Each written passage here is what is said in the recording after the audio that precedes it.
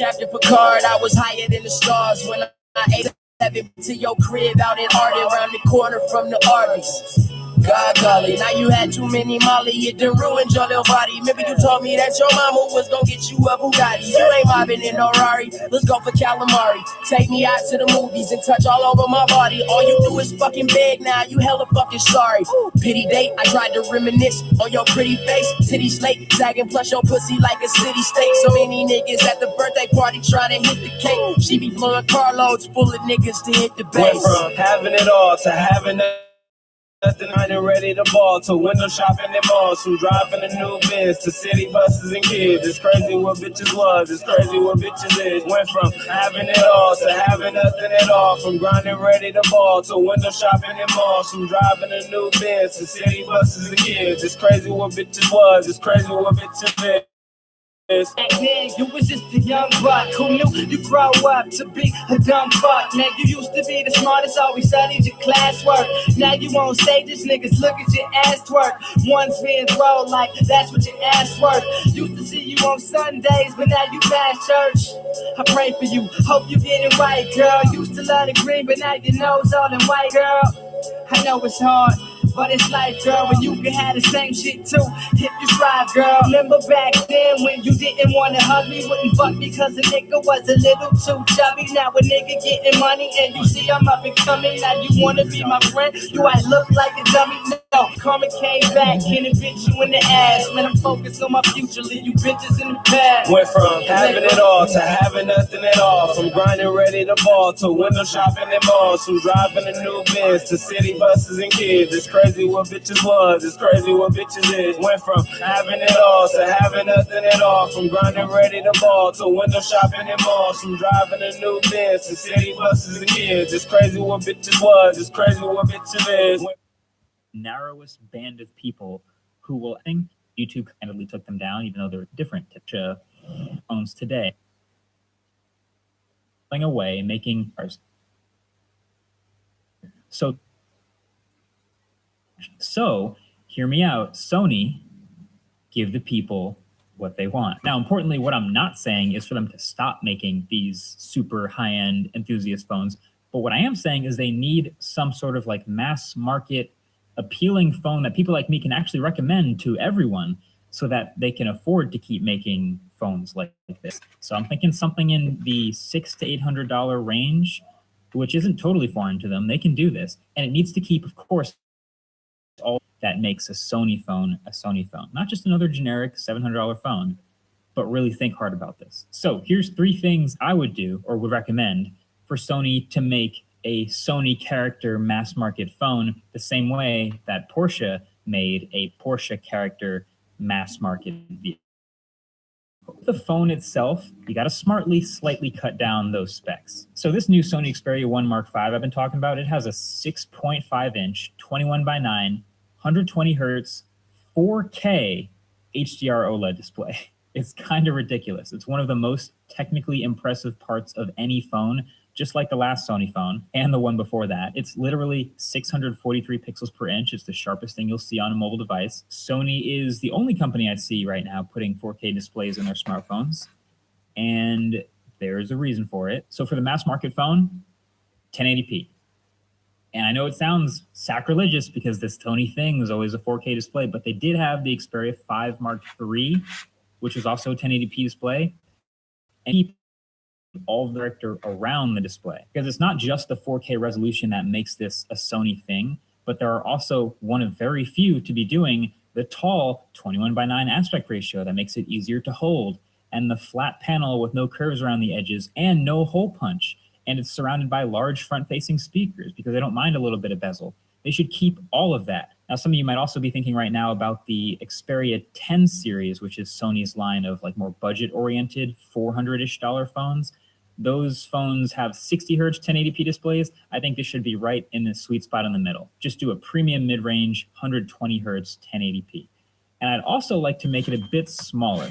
This is a 6.5 inch display, which, like I said, is on the larger side. And while Sony's doing what they can to make it more reachable with 21 by 9, it's still going to be tough for people to reach the top without some hand gymnastics, mostly because the fingerprint reader / power button is here, And so if you unlock the phone while holding it like this, it's unlikely that you can also reach the top with your thumb. So I'm thinking getting it down to roughly a 6-inch phone, maybe a little less, 1080p display with Sony character around it all. That's really the biggest spec to cut down. Really battery and a 4K display to a 1080p display with a 4600 milliamp hour battery. So then number 2, and this is a big one, a better automatic camera. Now it's specifically automatic cameras. So what you've probably heard me talk about in the past is, do not get it twisted. These are some of the absolute best cameras in any smartphone, but because they are so manually controllable and customizable.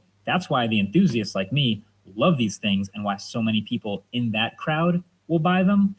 But it's just a different world being in full auto. So these have a lot of parallels to shooting with like the Sony Alpha cameras. And then this Xperia 1 Mark V has some interesting new stuff. They've moved up to a 52 megapixel sensor, which is not a number you see very often, but that's really just binning down to 12 megapixels with some extra room for stabilization. And it is a 1.7 times larger sensor than the last gen, with some new optimizations surrounding the sensor tech itself. It's insane.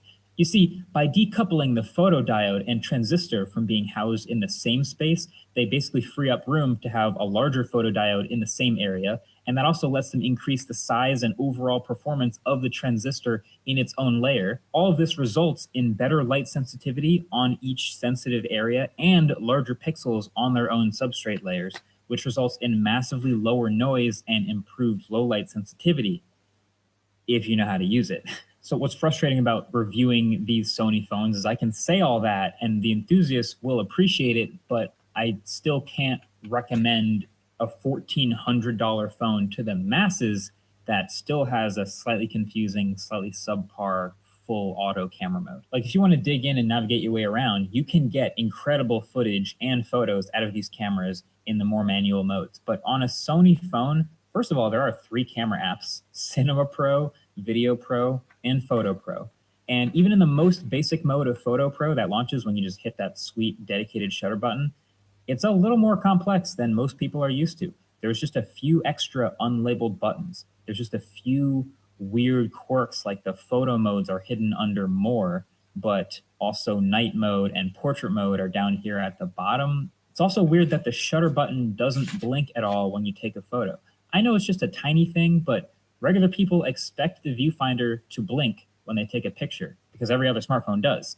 And for some reason, Sony's doesn't. It seems unnecessary, but this auto mode, it just has to be simplified even more than it already has. Of course, right behind the dumbed down auto modes is a ton of other way more powerful modes. All the manual modes, all the Sony character is still there. But for the masses, I promise you, they just want to like pull the phone out their pocket, launch the camera real quick and take a picture of their friend, their kid, their pet doing something silly. There's something happened right in front of them. They just want to take a quick snap and they want that to be the best picture possible. Just that quick auto, one shot, boom. And I even get a little bit bummed out by the quality of shots from Sony's straight auto mode because I know all of the technology that goes into these cameras. Also, Sony literally makes all of these sensors, so they should have the best vertical integration pipeline in the world, but yet they still get blown out the water by a Pixel or a Samsung phone in these basic point and shoot situations. Sony tends to overexpose a little bit. They don't do HDR scenes as well as the others. They were consistently near dead last in the blind smartphone camera test that I ran last year, where you all voted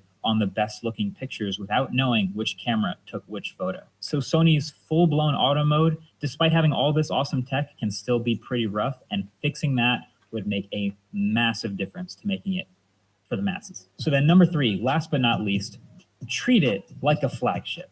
Sony, it would be great if you could copy the others' homework a little bit on this one here. I'm not even going to get into the naming of the phones, but you have to put out the phone a week, maybe 2 weeks max after you announce it. Like that, I don't know how else to say it. Like I know there's a lot that goes into launching a phone and of course getting it into carrier stores in certain markets and international markets and getting everything to work. But I think you really need to do as much as possible behind the scenes so that when you reveal the phone, as soon as that hype wave starts to crest, people can buy it 1 to 2 weeks later tops. Now, Sony, believe it or not, is making some progress on this. It used to be 6 months of a gap between announcing the phone and it going on sale. Can you imagine that? It's like a phone gets announced in April and you can't actually buy it until like October. It's absurd. But then they got it down to 5, they got it down to 4. This phone was announced May 11th, but B&H has it estimated for July 28th. That would be still almost 3 months after the initial unveiling, which is better than it used to be, but that's still, trust me, that's enough time for people to forget about it and find something else to do with their $1,400. So Sony's got to get this window down to be much, much shorter. So to summarize, there's clearly nothing wrong with Sony making these incredibly high-end, impressive enthusiast phones. Just like there was nothing wrong with Porsche making their awesome high-end enthusiast sports cars. But Porsche needed the Cayenne to survive.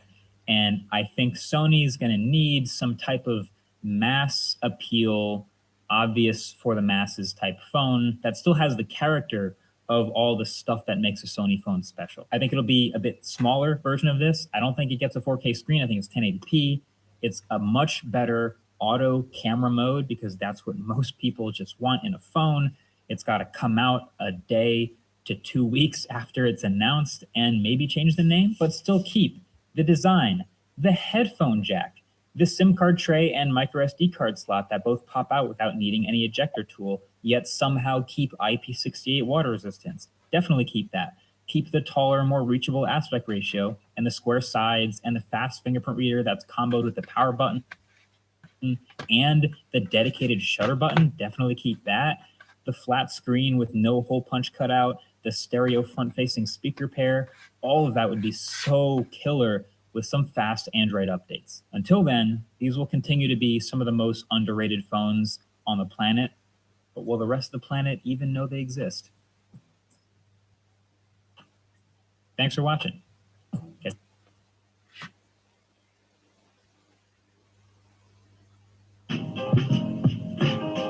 Hey, what's up? I'm KBHD here. And this is the Sony Xperia 1 Mark II. Snapdragon 865, 8 gigs of RAM, a 21:9 widescreen display, triple cameras, a 4,000 milliamp hour battery, an all glass and aluminum frame, expandable storage, water resistance,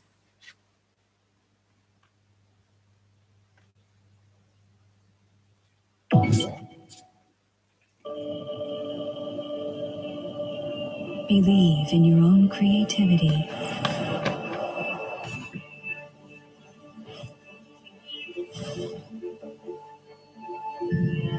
Treading alone, nothing can stop you. The Xperia 1 Mark V casts light into the darkness. Noiseless, dynamic, allowing you to capture the impossible.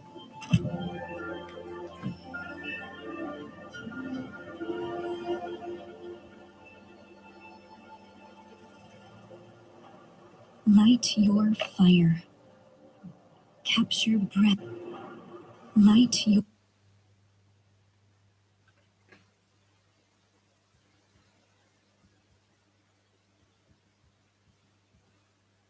Capture breath. Light your fire. Light your...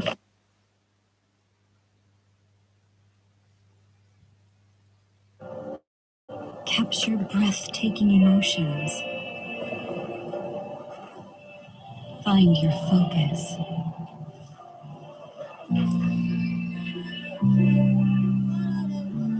Share every moment with your friends and the world.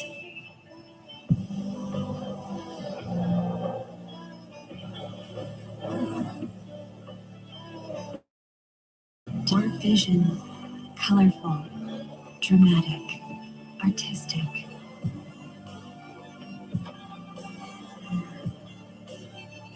Spark the flames of those around you.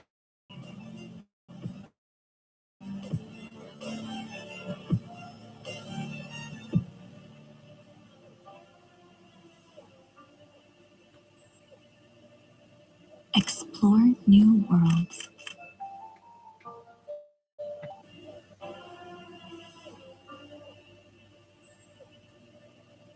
Explore new worlds.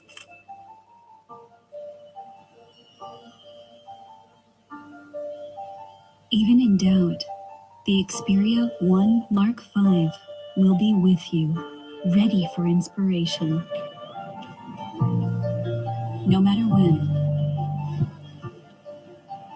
no matter where. Find your voice. Find your sound. Unleash your creativity. Be bold. Be free.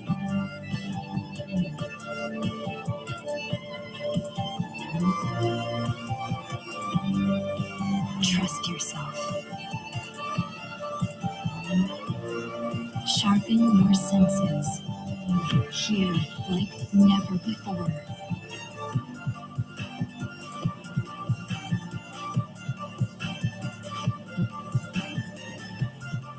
Share your moments of triumph with the entire world.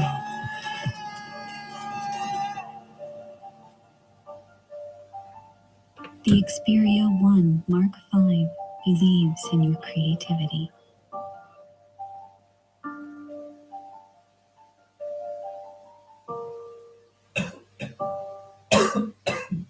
Open the door.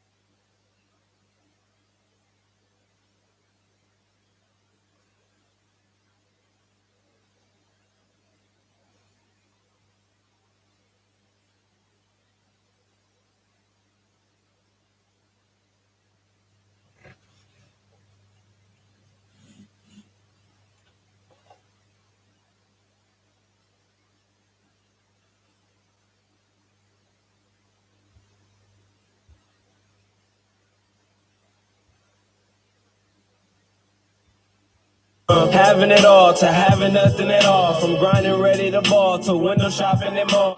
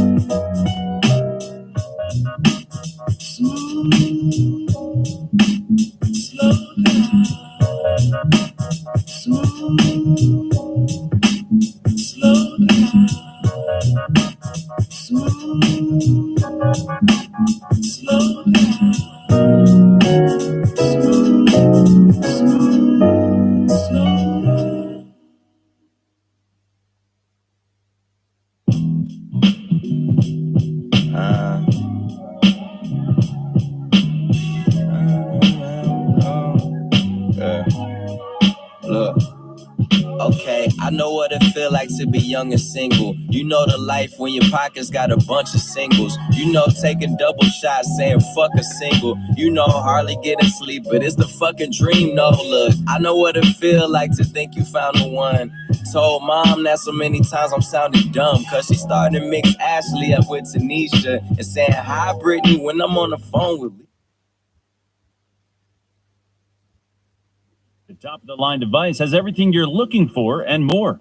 When it comes to smartphones, there are so many options available in the market. Sony Xperia 1.5 is definitely worth considering. This phone has an impressive display, powerful processor, and a camera system that can capture stunning photos and videos. And with 5G support, you'll be able to stay connected wherever you go.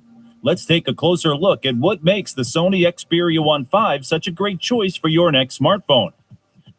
If you're thinking about getting your hands on the latest Sony Xperia 1.5, you're probably wondering when it will be available and how much it will cost. Well, we've got you covered. The Xperia 1.5 was announced on May 11th, and it's expected to hit the market at the end of June 2023. While we don't have an exact release date yet, it's safe to say that the wait won't be too long. Last year's model, the Xperia 1.4, was launched on June 1st, just a few weeks after it was announced. So we can expect a similar time frame for the Xperia 1.5. Now let's talk about the elephant in the room, the price. The Xperia 1.4 is already more expensive than the Samsung Galaxy S23 Ultra, and the Xperia 1.5 is expected to be around the same price point. In the UK, Sony has stated that it will cost around £1,299, but we're still waiting for official pricing to be released for the US market. Design. Now that we've covered the release date and price of the Sony Xperia 1.5, let's dive into the device's design. If you're familiar with Sony's Xperia 1 series, you'll notice that the Xperia 1.5 looks strikingly similar to its predecessor, the Xperia 1.4. But hey, it's not broken. Why fix it, right? Measuring at 165 by 71 by 8.3 millimeters and weighing 170. The 8.1 millimeter thicker than the Xperia 1.4, but it's around 8 grams lighter, making it a bit easier to hold in your hand. The device is also IP65-68 rated for water and dust resistance, which is a full design with flat edges side and a subtle pill-shaped camera housing in the top left corner of the rear. The display is surrounded by small and slim bezels, and you'll find the USB-C port centralized at the bottom of the device. Xperia fans will be pleased to know that the dedicated camera shutter button has been retained, as has the 3.5 millimeter headphone jack. And for those who missed it, the Google Assistant button that was ditched for the Xperia 1.4 hasn't made a return for the Xperia 1.5. The Xperia 1.5 comes in 3 color options: black, platinum silver, and khaki green. Overall, while the design may not have changed much from its predecessor, it's still a sleek and sophisticated look that is both recognizable and aesthetically pleasing. Display. Moving on to the display of the Sony Xperia 1.5, we can say that it is one of the main highlights of the phone. The device features a 6.5-inch OLED display, which is identical to the Xperia 1.4's screen. The display has been a standout feature of the Xperia 1 lineup since the first iteration, and it continues to impress with its 4K resolution and support for HDR. The 21:9 aspect ratio is still there too, giving users plenty of space for multitasking and media consumption. While some may have hoped for an increase in screen size, the fact that Sony has stuck with the same display for the Xperia 1.5 is not necessarily a bad thing. After all, the Xperia 1.4's display was one of the best in the market, and we can expect the same level of quality from its successor. One thing to note is that the Xperia 1.5 also features a 120 Hz refresh rate. This is something that has become more common in flagship smartphones in recent years, and it's great to see Sony keeping up with the trend. The higher refresh rate will provide users with smoother animations and transitions, making the overall experience feel more fluid and responsive. All in all, the Sony Xperia 1.5's display is an impressive feature that is sure to attract those who value a great viewing experience. With its 4K resolution, HDR support, and 120 Hz refresh rate, the Xperia 1.5's display is definitely a highlight of the device. Hardware and specs. Moving on to the hardware and specs of the Sony Xperia 1.5, there's plenty to get excited about. The device is powered by the latest Snapdragon 8 Gen 2 chipset, which is no surprise given Sony's close relationship with Qualcomm. With 12 gigabytes of RAM and 256 gigabytes of storage, the Xperia 1.5 has plenty of power and space to handle even the most demanding apps and games. But what really sets the Xperia 1.5 apart is its support for micro SD up to 1 terabyte, which is a rare feature among flagship smartphones these days. In comparison, the Samsung Galaxy S23, Google Pixel 7, and Apple iPhone 14 devices do not support micro SD. The Xperia 1.5 also has a 5,000 milliampere hour battery, which is the same as its predecessor, the Xperia 1.4. But fear not, there's fast charging of up to 30 watts and wireless charging too. On the hardware front, Sony has brought back some familiar technologies from the Xperia 1.4, including DC Ultimate, 360 Reality Audio, and 360 Reality Audio Upmix. Additionally, there's a feature called Music Pro, which is designed for recording artists and stereo speakers. What's new, however, is the Xperia 1.5's full-stage stereo speakers with the new amplifier, which should offer an even better audio experience than the Xperia 1.4. Overall, the Sony Xperia 1.5's hardware and specs are impressive, with top-of-the-line components and features that should satisfy even the most demanding users. Cameras. Moving on from Sony Xperia 1.5's hardware and specs, we can't ignore its cameras, which is one of the most important features of any modern smartphone. The Xperia 1.5 continues to offer a triple camera system on the rear with some minor upgrades from its predecessor. The ultra-wide and zoom lenses remain the same, but the main camera is a significant upgrade. The Xperia 1.5 features a brand new sensor design called X-More-T for mobile. This new stacked CMOS sensor has a two-layer transistor pixel, meaning the photodiode and the transistor layers are separated, reducing noise and offering better low-light capabilities. With a technically 52-megapixel sensor, but a 48-megapixel effective area, switching aspects between still and video capture, the new sensor is 1.7 times larger than the previous generation of sensor. The main camera boasts a 52-megapixel resolution, a 1.5-inch sensor size, and an f1.9 aperture with optical image stabilization, OIS.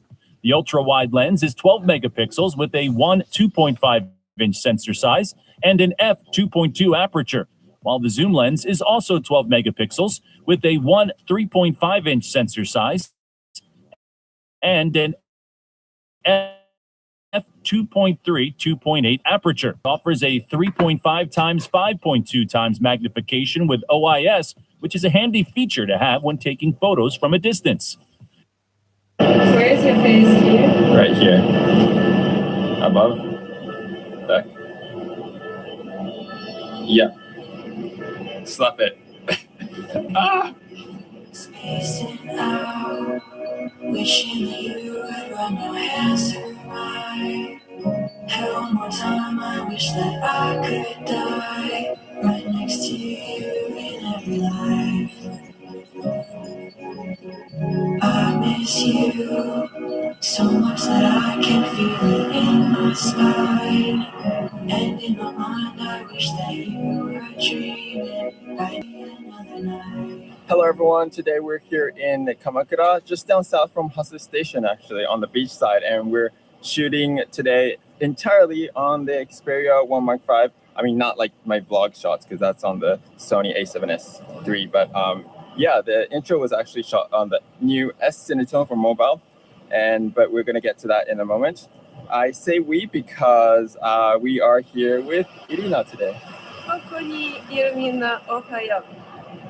Ohayo.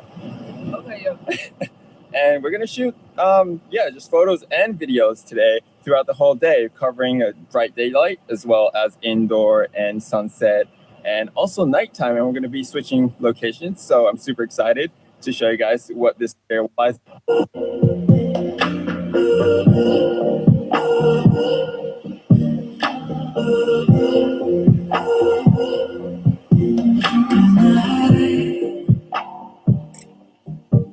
On the string, the string in your hands. I'm okay with that. So we've made it to Goryo Shrine, and the train tracks here are really nice. So we're going to be in this general area shooting the neighborhood, but I'm going to put you guys on POV so I don't have to deal with this talking headshot and changing cameras all the time. But yeah, it's going to be super fun. Hopefully we get some nice photos. It's midday, but we have all these greenery and trees, so it's going to be pretty nice with the contrast between the shadows. Hopefully it turns out good. Yeah, there's good. Yeah. Wait, put both feet like heeled. Yeah.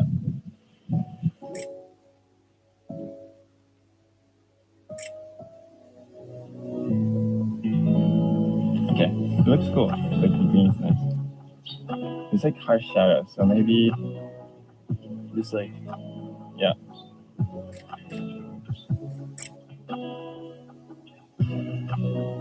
Gain walk.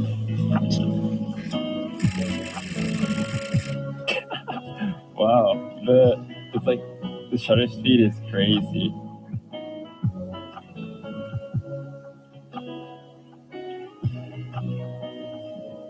"30 in 1 second. 30 photos in 1 second. And most cameras don't even do that.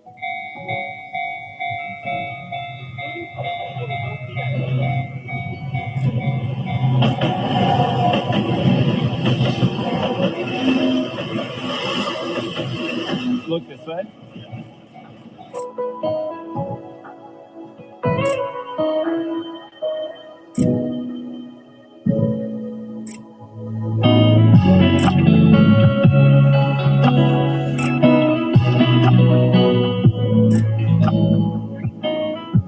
So the new Xperia 1 Mark V has 3 new lenses, and it's the 60mm f2.2, 24mm f1.9.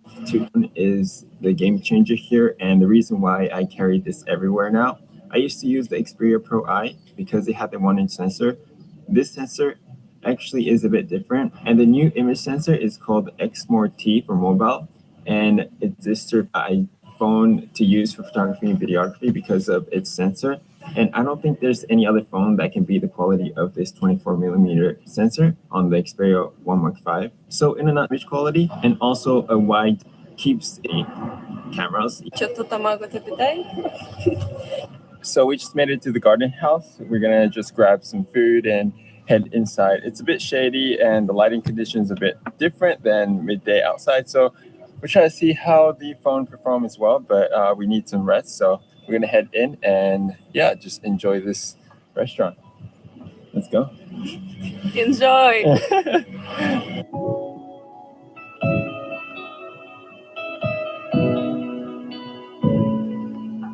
So we just got some food. She's very happy.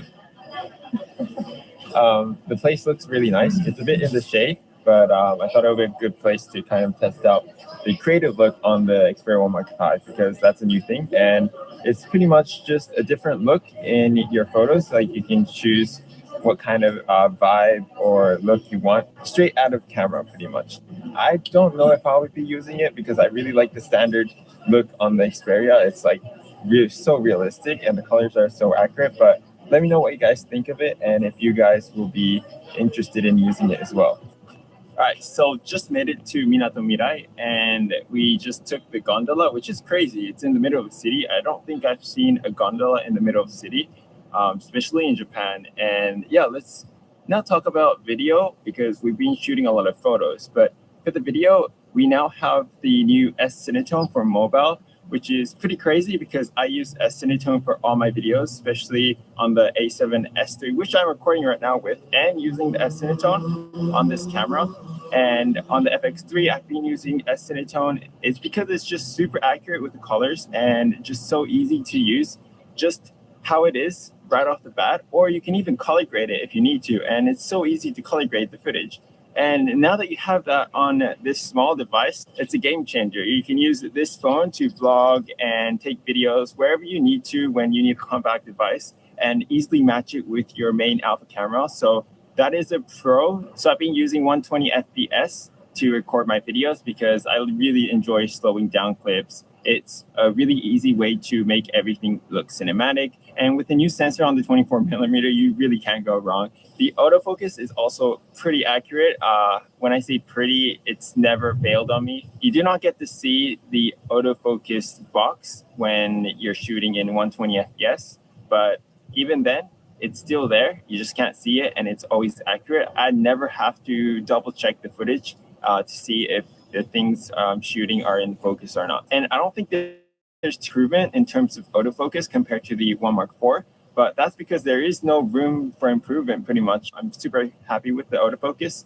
That is an update so far. If there's any issues or difference or if it's better, I'll let you guys know. But so far, it's really good. But one thing to keep in note for the 120 FPS slow motion option is that the stabilization isn't activated. So if you're really running and shooting at 120 FPS, the footage will be unfortunately shaky, but no other smartphone can shoot 120 FPS in such an amazing sensor. So I guess that's a trade-off, but just carry a gimbal, and if you're not running, you can actually handheld and just stabilize it, but it's always so good to have a gimbal. So on the 1 Mark V, peaking and histogram has been applied, especially peaking. We did see histogram in the past, but peaking is super crucial when shooting some subject walking and you're tracking them, like a slide shot, for example, and you have like a tree or an obstacle in front, and you still want to keep focus on the subject while passing through those objects. It'll usually hunt because there's something blocking the subject, and it'll hunt back and forth if you're on autofocus. But when you switch to manual previously, there wasn't peaking, so you couldn't easily check where the focus was. But now it lets you know, so it's super easy to get an accurate focus and reliable focus on the manual setting, which is amazing. So one more thing that you probably guys already know by now, but the UI has changed. And now when you shoot vertical and horizontal, the interface changes to match the shooting style. So whenever you're shooting anything that's vertical, then the interface will change automatically for you. That was a needed upgrade or update. I just made it to the passenger terminal, which is the lookout of Yokohama. The wooden floors are really nice and aesthetic, and we have a blue sky.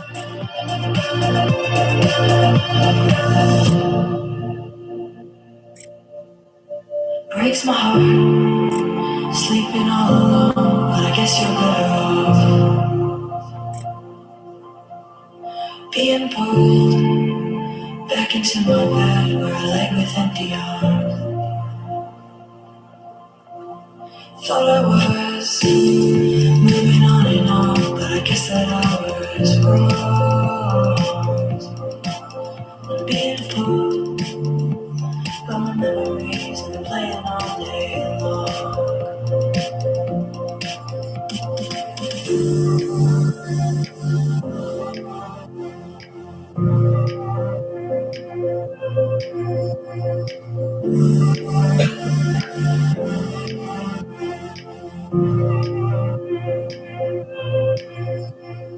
Okay, thank you so much for watching this video. Hope you guys could take away a thing or two. I know it wasn't a full in-depth tech spec review.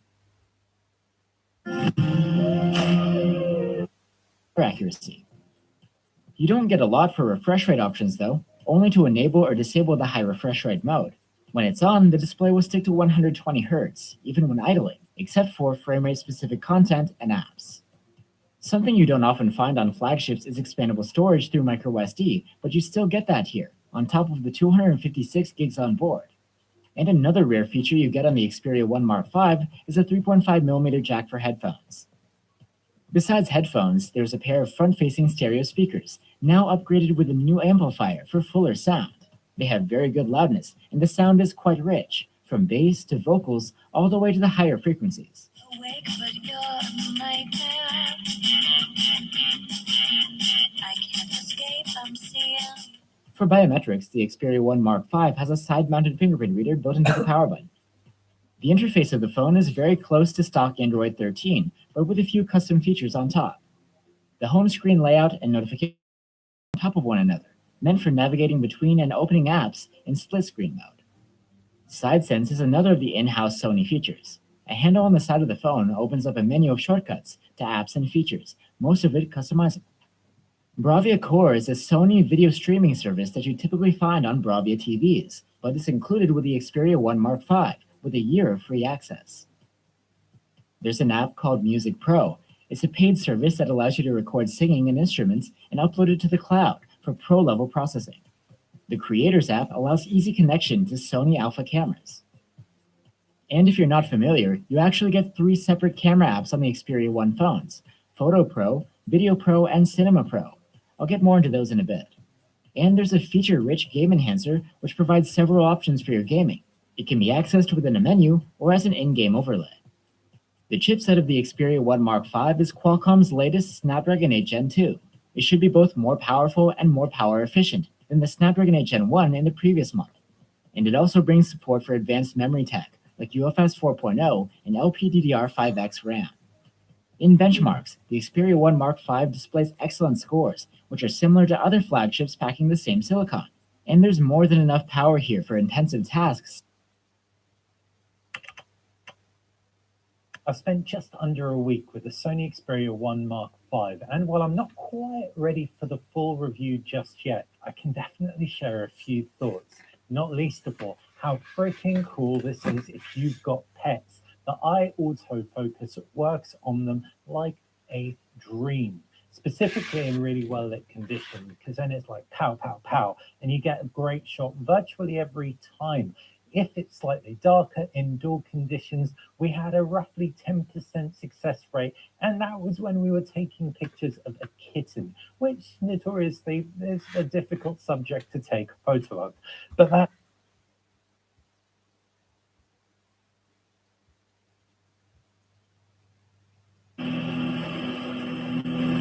He's received an intriguing offer from Duke Conrad of Masovia, whose Polish borderlands are suffering raids from the pagans of the Prussian wilderness.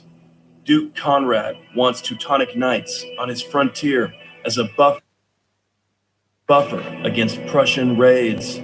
Hermann responds favorably, dispatching a contingent of knights to establish a presence in Prussia. By now, crusading is already well underway in the Baltic North, but no large military order has yet entrenched itself on this front. Already, Hermann is beginning to contemplate the idea of a major Teutonic effort in the area.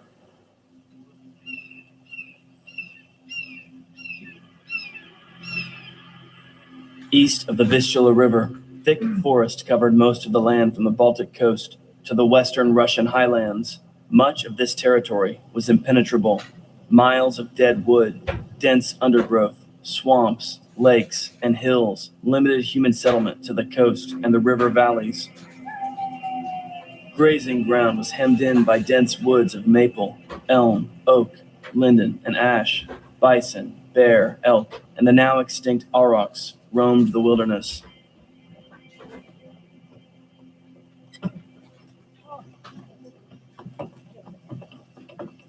Like the Lithuanians to their east, the medieval Prussians were Balts. By 1100, they had been in the region some 3,000 years. Linguists have identified long-enduring words related to bees, horses, and wagons, disproving the notion that Baltic culture was primitive. Nevertheless, Prussian society was far behind Christian Europe in many areas. Feudal structures were essentially non-existent, dramatically limiting the capacity of the Prussians to unify for the purpose of defense, commerce, or agriculture.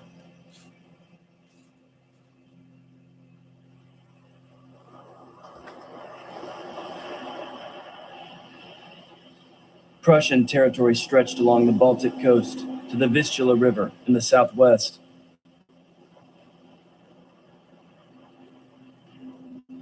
Eleven tribal groups dominated 11 regions. The Samlanders and the Sudovians were the most warlike and powerful of these. Historians today estimate that medieval Prussia, as the Teutonic Knights found it, contained around 170,000 people. They built forts in which they could settle during wartime, and though these structures were nothing like the castles of the Christians, they were nevertheless adequate. Prior to the Northern Crusades, the various Prussian tribes were never known to act as one.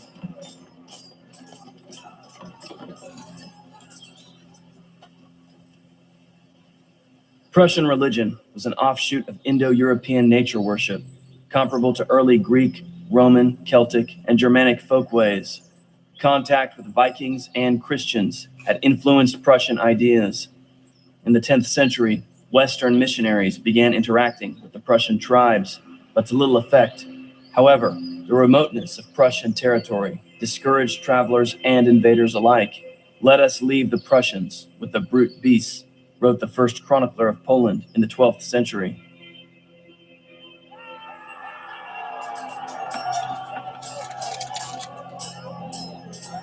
The ruling class among the Prussians was their warrior elite. The clans organized communal life, assembled armies, and dispensed justice. Historian William Urban states that newborn females were often abandoned, and so Prussian women were rare, allowing fathers to command a high bride price. Nevertheless, polygamy was practiced, and high-ranking males kept multiple wives. It was not uncommon for Prussian warriors to raid neighboring lands for women.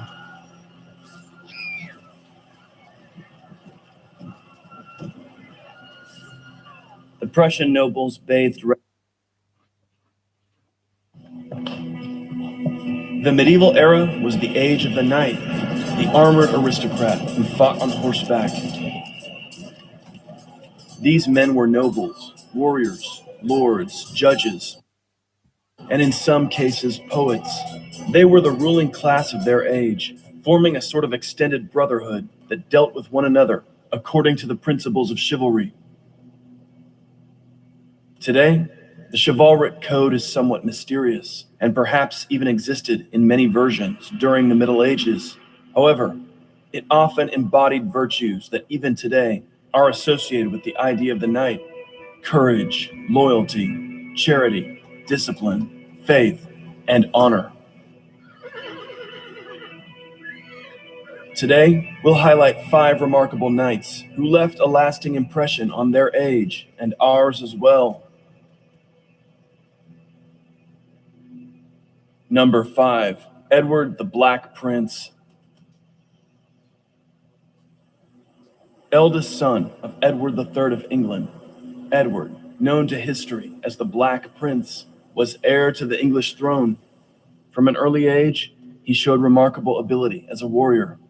At 16, in 1346, he led the vanguard of the English army that defeated the French at the Battle of Crecy. His father appointed him lieutenant in Gascony in 1355. The next year, while ravaging French territory, Edward encountered a French army led by King Jean II near Poitiers. After the two forces failed to come to terms, a battle ensued in which the French were heavily defeated. Evil possessed me, and I became his servant. I want to do evil, to kill.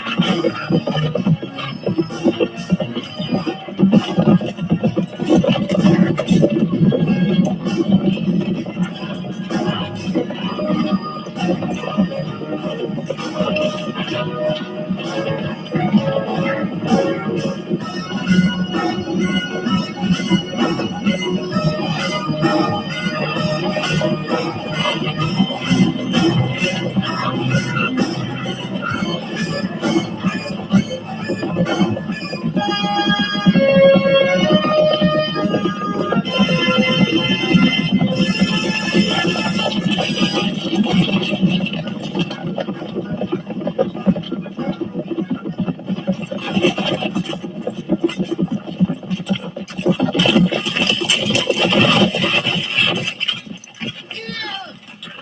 Over here!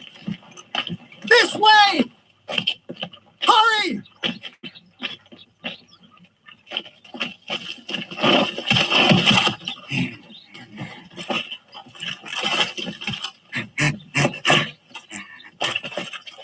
This way. This way. Follow me.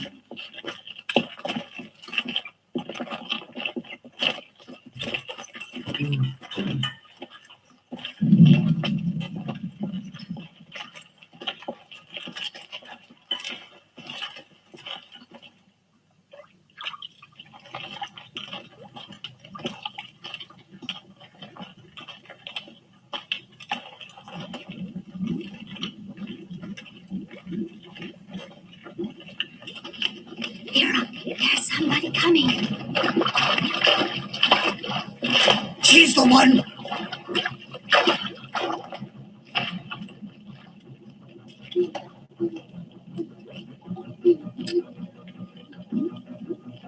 Who are you? Where are the others? Beware, sire. She's a witch.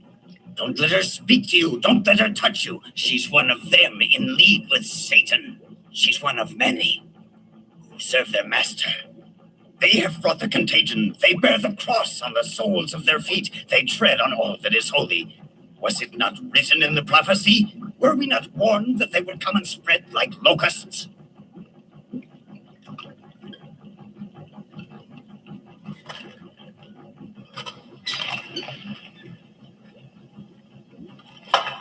You won't hurt me, will you?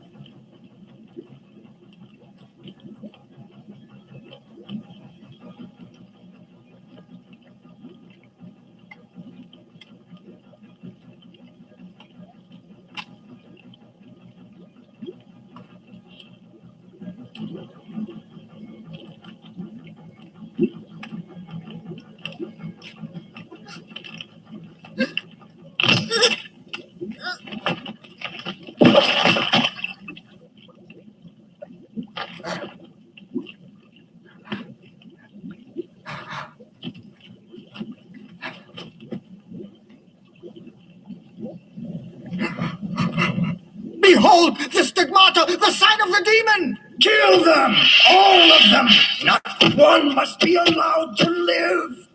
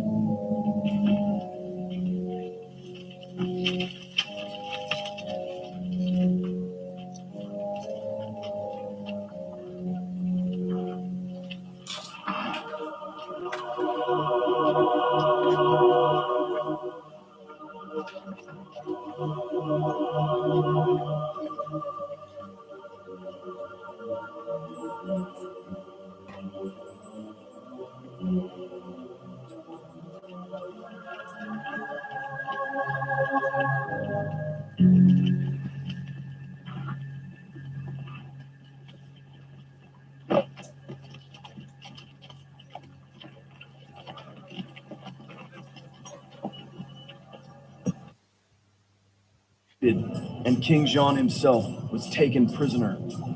This battle proved a key point in the 100 Years' War. In 1362, Edward married Joan of Kent and was named Prince of Aquitaine and Gascony by his father. In 1367, Edward set out for Spain to help restore King Pedro of Castile to his throne. At the Battle of Nájera, Edward proved his prowess once more, defeating Pedro's rival, Enrique of Trastamara. Returning to his lands in Aquitaine, Edward made himself unpopular with the nobility by levying taxes to pay for his Spanish campaign. The nobles rose in revolt, and Edward responded with brutal force. In 1370, Edward besieged Limoges. When the city fell, the Black Prince subjected it to a brutal sack, and many of the citizens were slain. This merciless conduct in Aquitaine may be the source of Edward's reputation as the Black Prince, though another theory credits the black color of his armor. In 1376, Edward fell sick with an illness, likely contracted in Spain. He died at the age of 45 before he ever had the chance to succeed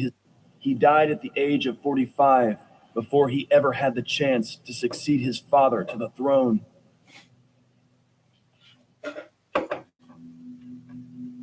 Number 4, William Marshall. William Marshall was born in 1146 or 47, fourth son of John Marshall, an Anglo-Norman noble during the reign of King Stephen of England. As a younger son, William could expect no inheritance for himself. Knighted in 1166, he began traveling, competing in tournaments, and earning a name for himself as a truly remarkable warrior. He spent 2 years in the service of Queen Eleanor of Aquitaine, who was impressed by his prowess. In 1170, the King of England, Henry II, designated Marshall as tutor-in-arms to his son and heir, Henry the young king. The young king made a vow to go on crusade, but he took ill. As he lay dying, young Henry asked William Marshall to keep the vow for him. Marshall obeyed, traveling to the Holy Land in 1183, where he met with the Knights Templar and made a vow to join their order on his deathbed. Returning from the Holy Land, Marshall continued as a high-ranking member of the royal court, serving Henry II and then Richard the Lionheart, who arranged for Marshall to marry Isabel de Clare, heiress to the earldom of Pembroke. William was part of the Lionheart's Regency Council during the Third Crusade, and when Richard returned to his kingdom, William served him during his wars with Philip II of France. William continued to serve the royal crown during the difficult reign of King John and was one of the few English barons to remain loyal during the First Barons' War. As he lay dying, King John made William regent and guardian of his son, Henry III. Marshall defended the crown's interests against the French and rebellious barons, winning a brilliant victory against Prince Louis of France at the Battle of Lincoln in 1217. He finally died in 1219, having served 5 English kings. In his last moment,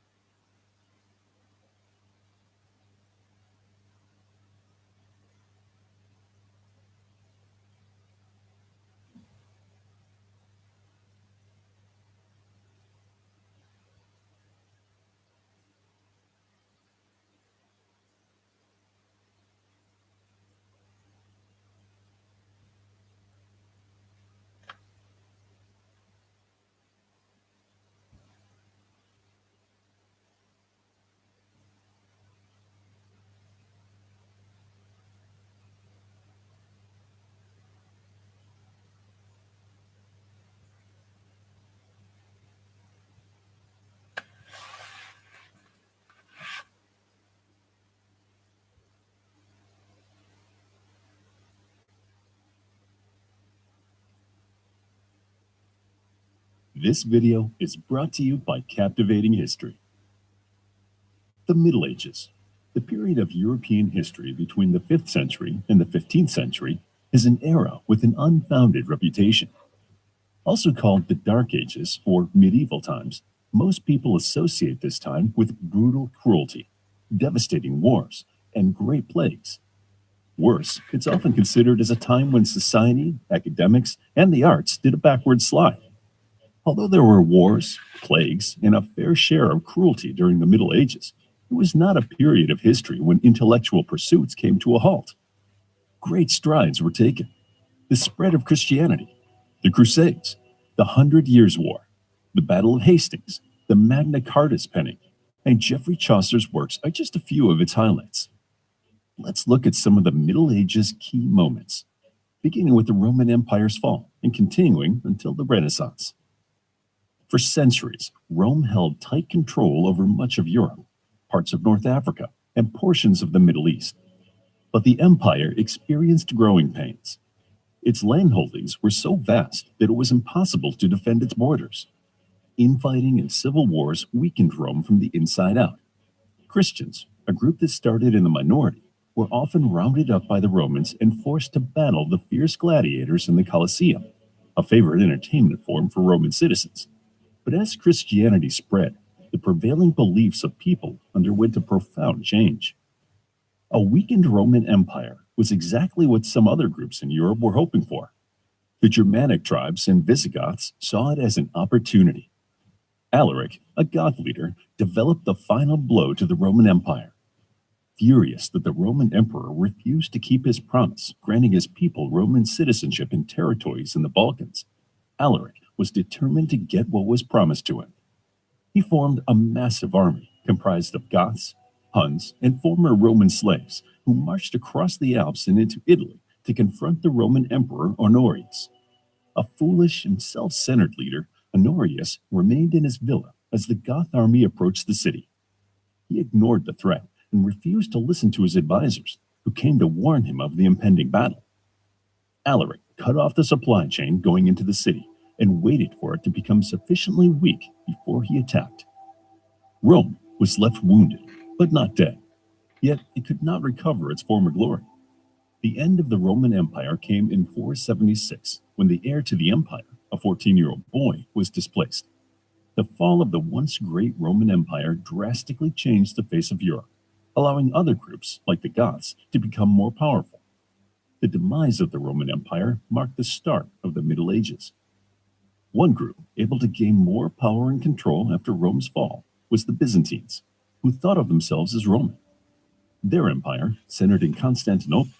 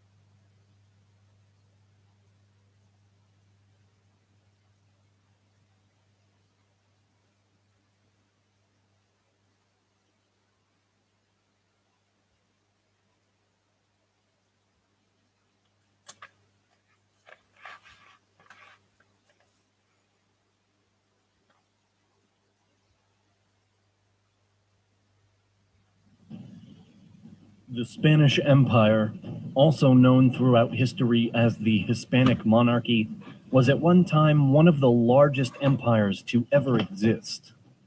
The Spanish Empire was fairly unique in its structure, and it boasted colonial overseas territories across the Americas, Asia, Africa, and Oceania.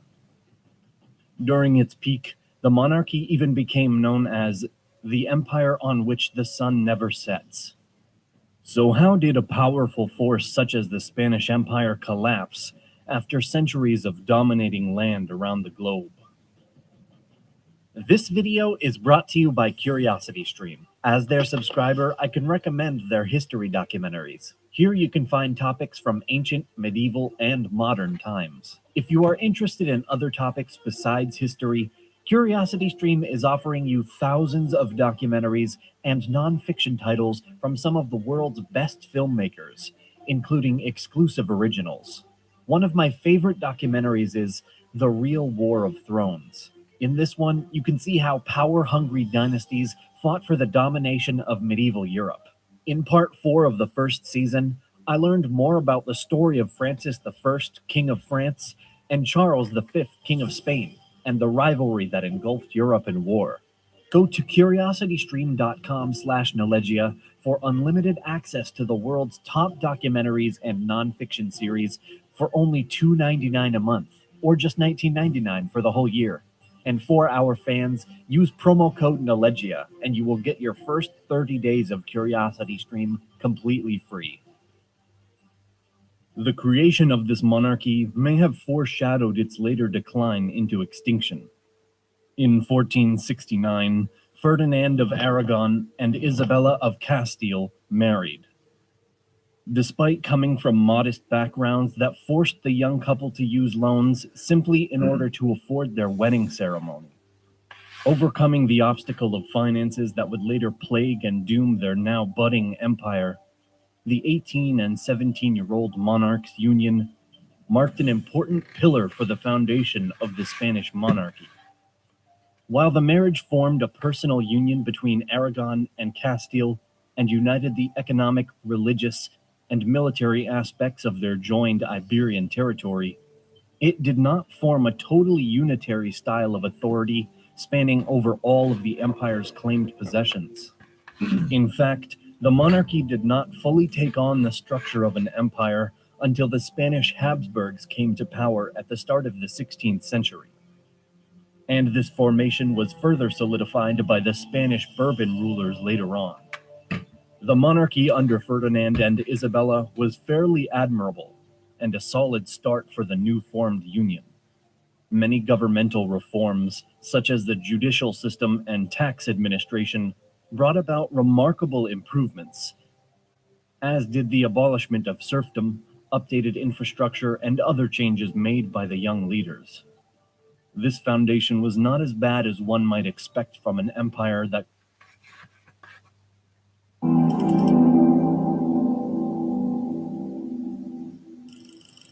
The conquest of Mexico was the fatal result of the meeting of two worlds. The Spanish conquest was shaped not only by military matters, but also by language, diplomacy, and the laws of Spain and the Triple Alliance. In this video, we will look at how Hernán Cortés started the conquest of Mexico. Moctezuma had been Tlatoani of the Aztec Empire since 1502. Under his rule, the empire had reached never-before-seen heights, and its borders reached their greatest extent. His people were made rich by the taxes and tribute flowing in from across the empire. When reports began to slowly trickle in of strange encounters on the coast with pale-skinned men, they seemed innocuous. Moctezuma's capital was already filled with foreigners, and the air at the great market of Tlatelolco buzzed with a cacophony of different languages. Meanwhile, in Cuba, events were ramping up. After two disastrous expeditions, Governor Diego Velázquez was planning a third, hoping that riches could be found on the nearby landmass. Hernando Cortés was appointed the caudillo of the upcoming expedition and tasked with exploration and modest trade. However, soon Velázquez lost his trust in Cortés, who was murdered as hastily left the island for the Yucatan on the 18th of February, 1519. He had 530 European soldiers, among them 30 crossbowmen, 2 arquebusmen, and 2 conquistadores, and also a few hundred Cuban natives and African slaves. Most importantly, 16 horses were also taken, along with war dogs, usually Irish wolfhounds and mastiffs. Cortés also had several cannons. From sharing the earth with many other human species.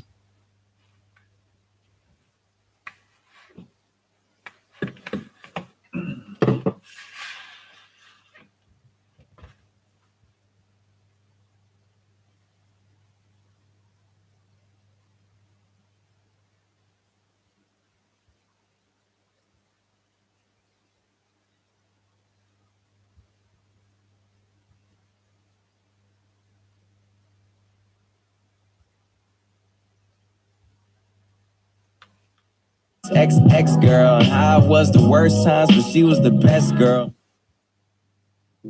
The scientific consensus is that we all come from a common ancestor, the first species of the Homo genus, that evolved approximately 2.5 million years ago. The genes of these hominins suggest that they cross paths and even occasionally interbred. Sadly, for the last 15,000 years, we've been the only human species to walk this earth, which raises the question, what happened to the rest of us? The scientific debate concerning the cause of extinction of all other hominid species is far from over. Some theories attribute their demise to rapid changes in local climate, while others lean towards a more aggressive explanation with mass.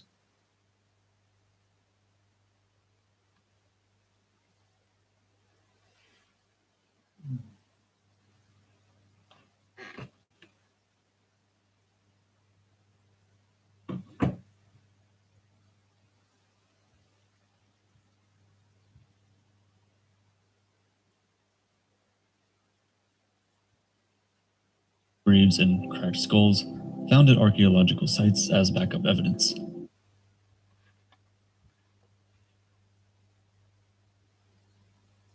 Humans are a fascinating yet very strange creature. Despite our obvious stupidity, we have been able to achieve great things. But where do we come from? Let's explore the history of mankind.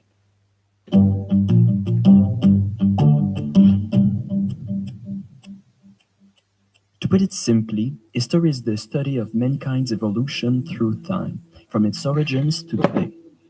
Around 6 million years ago in Africa, humans and chimpanzees shared a common ancestor for the last time. After that, each genus evolved its own. Over time, different species of humans with different characteristics came to existence and developed. Humans' ancestors were hunter-gatherers. They slowly evolved and began to walk on two legs around 3 million years ago. This allowed the vocal cords to be developed, which allowed more. Hi, you're on a rock, floating in space. Pretty cool. The 2023 Miami Heat are only the second 8th-seeded team in history to reach the NBA Finals. But out of all the Finals teams ever, no roster had 9 undrafted players. However, this is no coincidence, because Miami is known for finding gold in overlooked underdogs. This is a story about the Heat culture and the most underrated team in NBA history. In 2023, 126 undrafted players found their place on an NBA roster, but no team leaned on them as much as Miami. Max Strus, Gabe Vincent, and the rest of the overlooked mob scored a league-high 34% of the team's points during the regular season. But the number of undrafted guys on their roster isn't the only reason why they're the most underrated team ever. Heading into the playoffs, the Heat had the 13th longest championship odds at 150-1. Before the play-in games, it was even worse, at 210-1. Miami was a 10-1 underdog in the first round against Milwaukee, and in the conference finals, ESPN gave the Heat a 3% chance of reaching the NBA Finals. Of course, Miami has a chance, but the Celtics are and should be the favorites in this series. Yes, they are. Even after winning both games in Boston, ESPN gave the Heat just a 50% chance to win the series. And despite Miami giving up a 3-0 lead in the conference finals, their confidence never wavered. When it was most important, Miami's players stepped up and won Game 7 in Boston, even without the injured Tyler Hero and Victor Oladipo. But the Heat overcame the odds and proved that you should never count them out. This year's Heat team is only the second 8th seed in NBA history to reach the NBA Finals, after the 1999 New York Knicks. Miami's success is even more unbelievable if you know that they ranked last in points scored in the regular season. They were also in the bottom 5 in assists, rebounds, field goal percentage, and dead last in blocked shots. Miami lost the first play-in game versus Atlanta, and their final chance to make the playoffs came down to the second play-in game against Chicago. If someone told you that the team losing in the fourth quarter of the play-in game was going to the finals, you'd call them crazy. And you'd bet $1 million against them, but you'd be wrong, because you should never count out Jimmy Butler, the Miami Heat, and the Heat culture. So what exactly is Heat culture? And why does it matter so much when it comes to winning? Before the start of each season, the Miami Heat gives their players a manual called the Heat Code. The first thing it says is this: we want to be the hardest working, best conditioned, most professional, most unselfish, toughest, nastiest, most disliked, most prepared team in the NBA. Along with this and other motivational quotes are pictures of blood, many pictures of blood. But the Heat Code is not some self-help manual with a bunch of phrases thrown in. The Heat Code is a cultural manifesto. It contains the core values, identity, and goals of the Miami Heat. The first staple of those values is physical fitness, work ethic, endurance, and stamina. Heat culture is also a winning attitude because the Heat never tank. Losing on purpose is simply not written into the franchise's ultra-competitive DNA. The creator of the Heat culture, and the main reason why Miami is considered one of the best organizations in the NBA, is Pat Riley. Pat is a born winner, and in the 50 years he's been involved in the NBA, he won a championship in every decade as a player, assistant coach, head coach, and team president. They call him the Godfather, and Riley's impact on the NBA is immeasurable. He was the first person to start filming opponents' games and then spend hours scouting their habits, dissecting the smallest details, and thinking about where to gain an advantage. Riley is also the creator of one of the most potent NBA offenses in the history of the league, the famous Showtime Lakers. On the other hand, he's also the creator of one of the toughest defenses in NBA history, with the New York Knicks from the early 1990s. Riley came to Miami in 1995. It's my distinct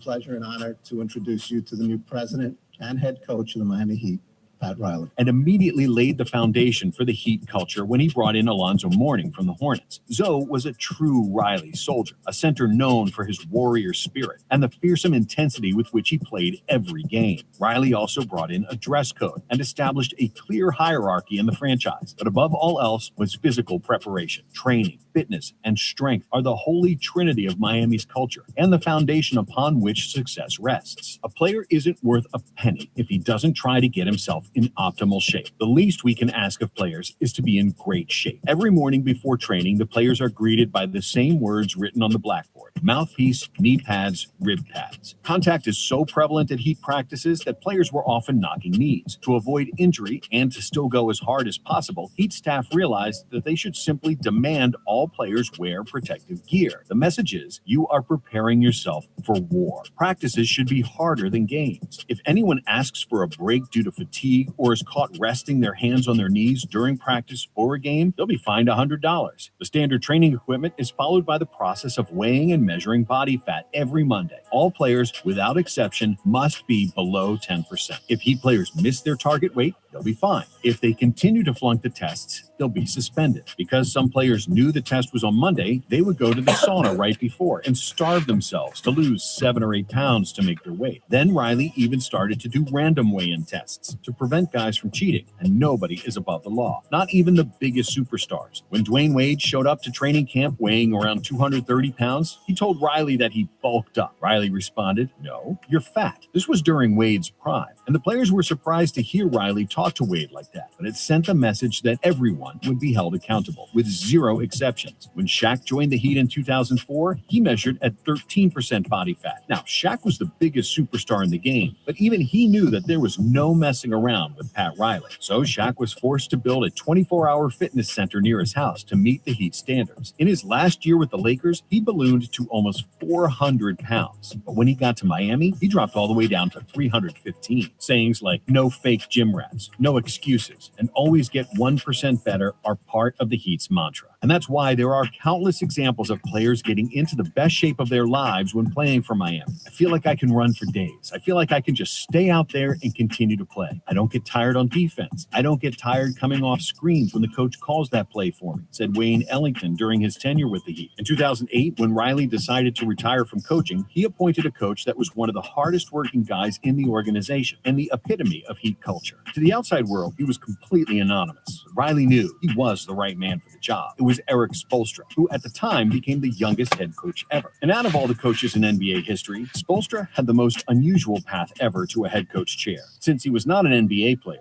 he only played 2 seasons for a low-level club in Germany. Spoelstra knew he simply had to work harder than everyone else. As soon as he came to Miami in 1995, his coworkers named him Mr. No Problem, because Spo performed every task flawlessly and without any questions. If Riley needed a compilation of all types of pick-and-roll defense for the next opponent, no problem. Deciphering the signals for actions of opposing coaches, no problem. Compiling a scouting report deep into the night, then carrying the VHS tape to the airport and putting it on a plane so that Riley could have it before the away games, no problem. problem. In 1993, the Heat decided that they needed a video room, so they literally threw things out of a basement and put in a couple of computers. Since there were no windows in the basement, they called it the dungeon. Spoelstra basically lived in the dungeon for 3 years, rarely going home, which is illustrated by the fact that his apartment was broken into 3 times during that time. In 1998, Riley took Eric under his wing and made him an assistant coach. Spoelstra didn't even own a suit that all Heat coaches were required to wear, so Riley loaned him a few of his own. Because he worked harder than everyone else, Spo graduated from the most ordinary trainee scout to the video coordinator, then to advanced scout, then director of scouting and development coach, all the way to the head coach. In 2011, after the Heat lost the NBA Finals to the Mavericks, LeBron came to Riley's office asking for a coaching change because he wasn't yet aware of Spo's greatness. Riley didn't want to hear it, and he had full trust that Spoelstra's work ethic would make the Heat come out on top. And Spo responded the only way he knew how, by locking himself in his office and watching the finals footage a million times. He realized that the team didn't reach their full potential, that they lacked defensive intensity, and that the offense was too stale and too dependent on him calling the actions. To get to the bottom of the problem, Spoelstra turned to Chip Kelly, the celebrated football coach at the University of Oregon, and decided to implement Kelly's spread offense with the Miami Heat. The result was something that the NBA had never seen before. The Heat played without a classic point guard and center, with LeBron and Wade as primary ball handlers. Spo was the first coach to play positionless basketball and switching on defense with small ball lineups. We got to get tougher down there.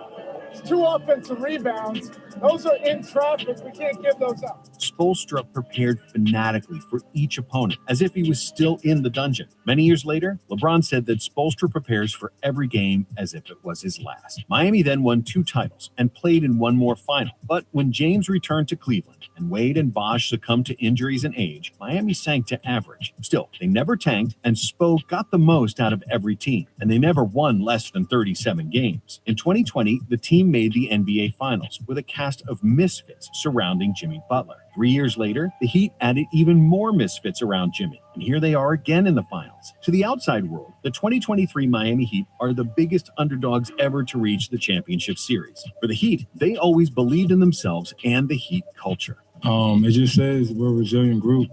We stick together through everything.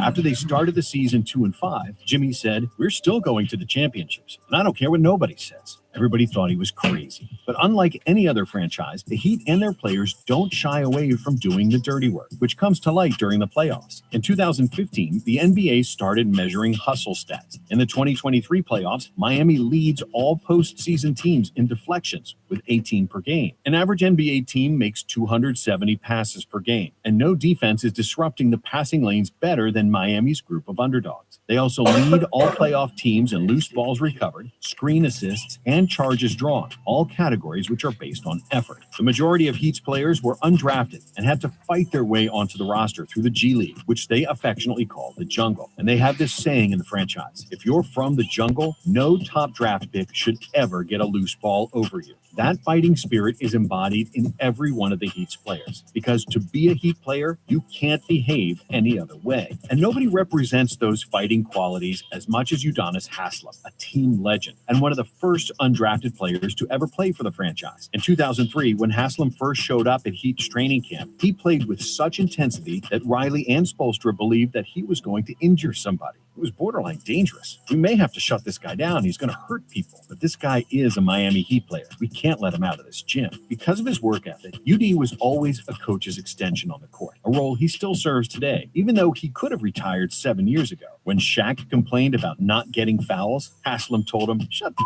f up. You're the biggest motherfucker on the court." Nobody talks to Shaq like this. But because of Haslem's intensity, there's nothing O'Neal could say to him. If somebody would start slacking on the court, Haslem would call them out. Max Strus was undrafted and then cut by the Celtics after he tore his ACL while playing in a G League game. All 29 teams would give up on a borderline NBA player with a torn ACL, but not the Heat, who believed in his grittiness and shot making. and Strus is now a starter on a finals team. The same is true for Gabe Vincent, who tore an ACL in college. While he was struggling to make ends meet in the G League, his college coach offered him a safe job as an assistant coach, but Vincent didn't want to hear about it, and he fought and scrapped to make it in the NBA. So it's no surprise that he found a place in Miami's rotation through the G League. Duncan Robinson was a 24-year-old with no NBA offers after he went undrafted in the 2018 draft. When he worked out for the Heat, Miami's lead scout Chet Kammerer said it was the most incredible shooting workout he'd ever seen. Robinson then went through the usual Heat path for an undrafted player, spending time in the jungle before he became a full-time member of the team. And in 2021, Robinson signed the largest contract in NBA history for an undrafted player, $90 million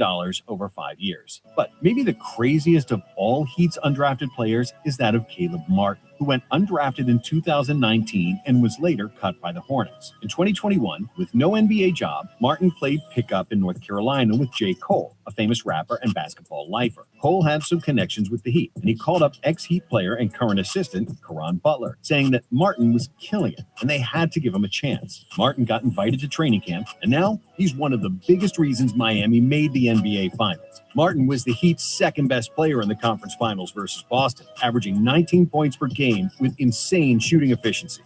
We're going to give you the same opportunity we're going to give the number one draft pick. You got to work hard, but we give everybody that confidence. We believe in leadership at all levels. Even Jimmy Butler, who was a late draft pick turned all-star, had a reputation as a locker room cancer and a guy who doesn't get along with anybody. He was seen as a liability for most NBA teams. Butler and Karl Anthony Towns arguing with one another as they head towards the Minnesota bench. But Jimmy fit in Miami's environment like a hand to a glove. Butler is one of the hardest workers in the NBA. When he got to Miami, he never had a problem with anybody. Jimmy and the rest of the rejects formed an infamous breakfast club, their name for early 5 a.m. off-season workouts. And that is Heat culture and what they represent as a franchise. Heat culture isn't about winning. It's about how you win. It's crawling to the finish line if you have to. It's leaving nothing in the tank. When the Heat were down 2-0 in the 2006 NBA Finals, Pat Riley came to his players with a bucket of water and stuck his head in the bucket in front of the whole team. When he finally took his head out of the bucket, Riley said, "If winning means anything to you, it will mean as much as you taking your last breath." From Pat Riley to Spoelstra and all the way down to the last guy on the bench, they're a bunch of resilient, hard-nosed overachievers who never give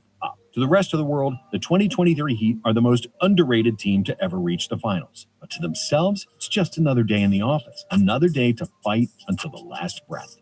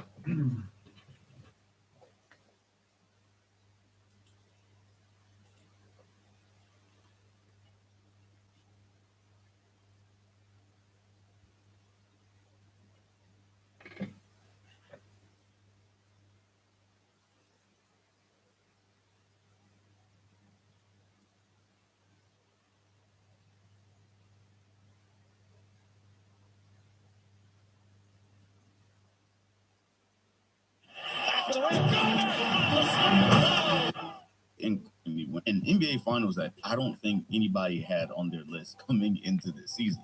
I do want to take a moment to recap both series and only spend a little bit of time on the Western Conference because that happened quite a while ago and it wasn't as interesting. However, we do need to talk about the Heat and Celtics because holy shit. First of all, congratulations, Miami Heat. This is one of those series where you just tip your cap.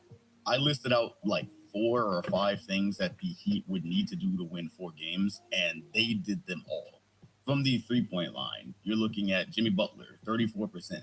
Caleb Martin, 49%. Gabe Vincent, 51%. Duncan Robinson, 48%. Strus, 34. Kyle Lowry, 35. Kevin Love, 55. Haywood Highsmith, 60%. I don't know if I've ever watched a playoff series where a team came in and I didn't think they were all that talented, but the role players were this damn dependable. Anytime Caleb Martin shot the ball, I just assumed it was going in. Pretty much same thing for Duncan Robinson. Pretty much the same thing for this entire team. I said that they were going to throw out some zone looks because when Philly did that, the Boston Celtics struggled. Eric Spoelstra did not hesitate to hit that button anytime he needed it, including Game 7 when it seemed like the Celtics might start off on a run. He hit that button and they damn near never looked back. The Miami Heat have an extremely impressive zone. It is very aggressive. It is very chaotic. And anytime that they did that, I feel like you could just see the question mark loading above the Boston Celtics head. It's what I was afraid of, and it turned out so much worse than I thought it was going to. Although Bam wound up struggling towards the back end of the series, I need y'all to give him his credit because whether it was zone or not, he was low-key pretty much the reason that the Celtics, that they already loved to shoot threes, but they loved it even more because if they wanted to get a layup, for the most part, they just couldn't. They could not get a clean look at the rim. After a while, Eric Spoelstra just gave up on Kevin Love and Cody Zeller and said, look, Bam, you got to be the big for the series. And when you're not on the floor, we're just going to play small. That worked out in Game 7. And when you mix that in with the Celtics' 30% three-point shooting for the series, I believe Game 6 was the worst they had shot the entire season. There was just nothing left for them to do. They could not find a reliable way to attack. They allowed the Miami Heat to get away with having guys like Duncan Robinson on the floor because the Heat are so aggressive that they most of the time do not allow you to just play one-on-one with their weaker defenders. And yes, also credit Duncan Robinson. Full disclosure, I have clowned this man before for his contract, and he not only came in this series and scorched from 3,